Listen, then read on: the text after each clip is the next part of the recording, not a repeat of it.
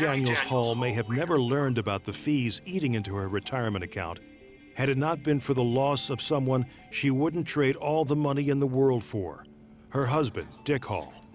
This was Dick in 1995, the year his doctors discovered his cancer. He had just had his 50th birthday in July, and he was dead in 6 weeks. My son was 9, and my little girl was 5. We all cried. Jerry started an investment portfolio with the money she received from Dick's life insurance policy. 10 years later, she realized that the returns from her $13,000 NEA account were much lower than her other portfolio. That's when it hit her. Dick was a school psychologist like Jerry. Had he survived, they would both be in a tight spot right now. We would still be contributing to the NEA Value Builder, and at the end, we wouldn't have had enough money to retire. Now Jerry was worried. When she asked her local union officials to disclose the fees for the NEA's 403B, a plan with more than $1 billion in assets, Jerry says they stonewalled. That's when she sued. Her class action lawsuit drew attention to one of the more controversial fees in retirement plans today, called revenue sharing. There are now almost 9,000 mutual funds in existence, but often fewer than 20 in a 401k plan. Making the cut costs money. Dr. Greg Caston's firm, Unified Trust Company, serves as the advisor for more than $2 billion in retirement assets. He says to be in your plan, most funds pay a fee, which he believes is a legitimate cost, as long as it's disclosed and used to pay for necessary services. The mutual fund is making a payment, sort of a pay-to-play type of an arrangement. The mutual fund has to make a payment to the insurance company, or the insurance company won't recommend the mutual fund. In Jerry's case, here's how that works. Jerry participates in a retirement plan offered by her union, the NEA. Through the plan, she invests in funds. To be one of the funds offered to Jerry, the funds pay the insurance companies that run the plan, Nationwide and Security Benefit, a revenue-sharing fee. Jerry's attorneys say the insurance companies then pay the NEA fees to endorse the Value Builder plan. And you know who pays all those fees?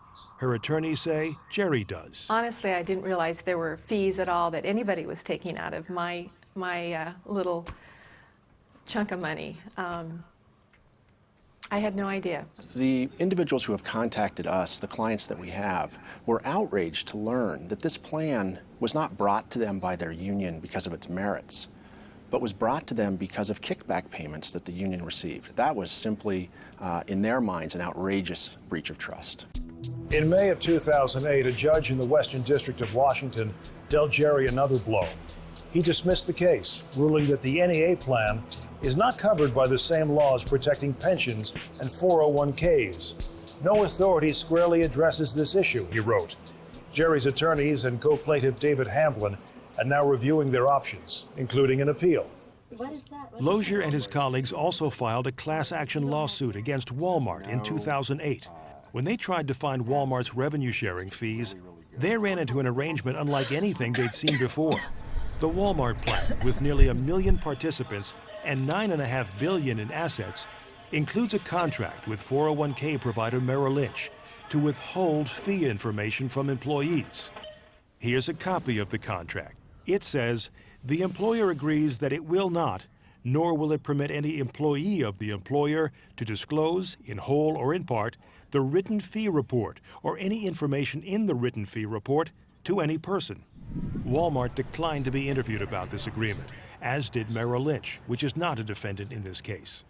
Merrill Lynch has a passive minority interest in Bloomberg LP, the parent company of Bloomberg News. Back in Portland, Kin Pham says Elkhorn Associates has no such agreement with its 401k provider, John Hancock.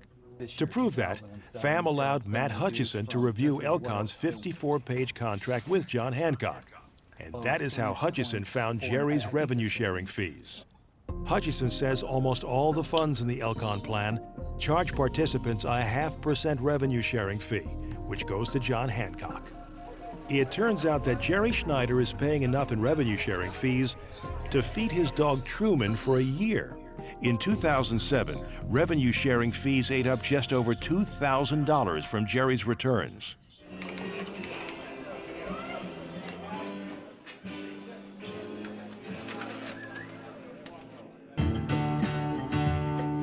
At Chicago's waterfront pub, Ford Motor Company workers wanted to know more about the 401k fees they're paying in a plan run by Fidelity.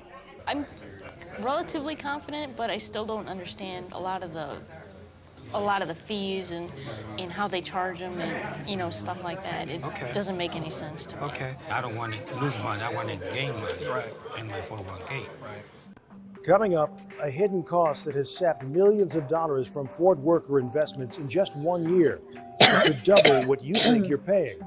And both Congress and the Labor Department are taking action to uncover hidden fees in retirement plans. I would call it the Wizard of Oz problem. You're off to see the wizard, the wonderful Wizard of Oz. What all that has to do with the yellow brick road. If ever, Did you know that you could get $50,000 to over $150,000 of investment capital at 0%